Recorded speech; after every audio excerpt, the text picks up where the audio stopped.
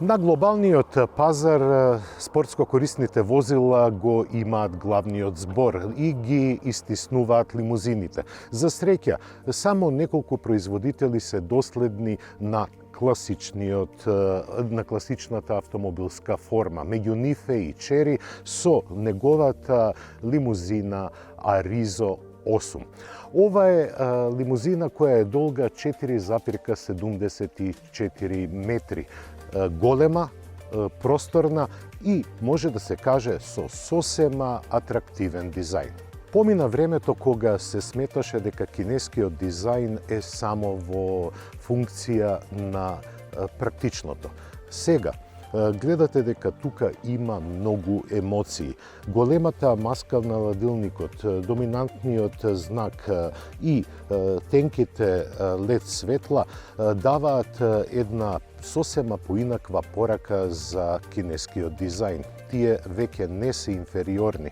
Кинескиот дизајн станува супериорен. Не поради тоа што идат кинезите на голем волумен и пониска цена. Сепак тие даваат нешто повеќе од она што сме навикнати во последните години. Со напливот на европскиот пазар прифатени се и дизајнерските јазици кои се типични и за премиум лимузините. Модерно концепираната предница продолжува во една ниска линија. Arizo 8 е висок само 1,5 метар, но тоа дава посебна динамика на целата форма. Таа продолжува и на задниот дел преку светлата кои се поврзани со светлосна линија. Гледан од било кој агол, Chery Arizo делува модерно и пропорционално скоцкан. Тука е и гепекот. Тој има капацитет од 450 литри, што е сосема доволно и задоволително за лимузина од овие пропорции. И веднаш кој ќе се седне на возачкото седиште се чувствува богатата опременост на интериерот. Прво, седиштето има 3 мемории и тоа се повлекува наназад кога излегувате од автомобилот, а потоа се враќа во својата форма, односно во својата поставеност кога ќе седнете на возачкото седиште. Внатрешноста на Arizo е скулптурална. Има разни форми, но она што ми се допаѓа е тоа што се употребени добри материјали. Да, пластиката е нешто тврда, но тоа е тренд кај сите производители на автомобили. Прилично пуритански поглед на возачот. 12-инчни дисплеј, едниот задолжен за основните податоци на возењето, другиот за контрола на мултимедијалниот систем, но и другите функции на автомобилот. Она што исто е добро, што на вратите има копчиња кои делуваат модерно. Исто така и отварачот на вратата има една необична и ретро форма. Дигитализацијата е насекаде, па дури и на контролите кои се ставени за климата и грењето во автомобилот. Една од интересните остварувања кај клима уредот е што покрај сите дотерувања имате можност на избор на 3 мириси кои се дистрибуираат во кабината. Исто така има и полнач за бежичен полнач за телефони кои може напред да се сместат 2.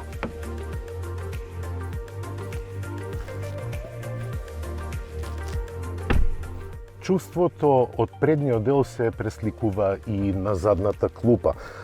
Таа ги има сите оние неопходни работи, па дури и грење на задните седишта, кое можете да го изберете во 3 нивоа. Просторот, како што гледате, иако има купеовска форма, е доста раскошен. Тука имате во изобилие простор и за колената, но и за повисоки луѓе. Единствен недостаток на Аризо 8 на задната клупа е што таа е многу ниско поставена, па поголемиот дел од нозете ви се свиткани, како да се возите во вистинско купе на задната клупа. Кога ќе влезете во внатрешноста, не може да видите никаде копче за стартување на моторот или електромоторот. Доволно е само да се стави во брзина. А да, за да тргнете, морате и да го врзете ременот. Без тоа не ќе автомобилот да тргне. Дури кој ќе го врзете ременот, тогаш можете да почнете со возењето, а секогаш стартувате на електромотор. Аризо 8 е плагин хибрид. Тој комбинира 1,5 литрен бензински 4-цилиндарски турбомотор кој развива 142 коњски сили и впарен е исто така со електромотор со 204 коњски сили. Системската моќност изнесува 273 коњски сили, а исто така се обезбедува вртежен момент од 365 Нм. Тоа е доволно за максималната брзина од 185 км на час, но и за брзување од стоечка позиција до 100 км на час за 7,8 секунди. Да, Аризото не е направен да биде спринтер.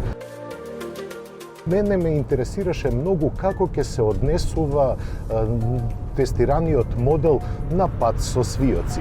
И тука доживеав навистина пријатно изненадување.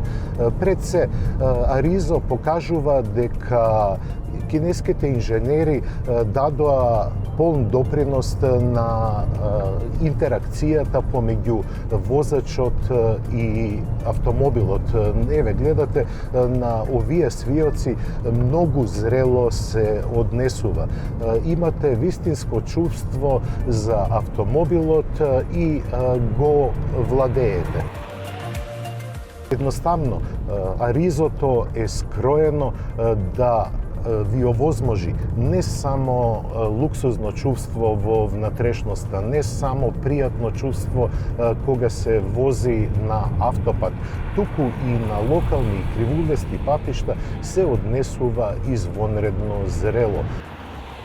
Со 60 литарски резервоар и батерија полна, која има капацитет од 18,4 киловат-часови, можете да поминете 1280 километри. Ова е автономија со која можете да стигнете од Скопје па до Австрија.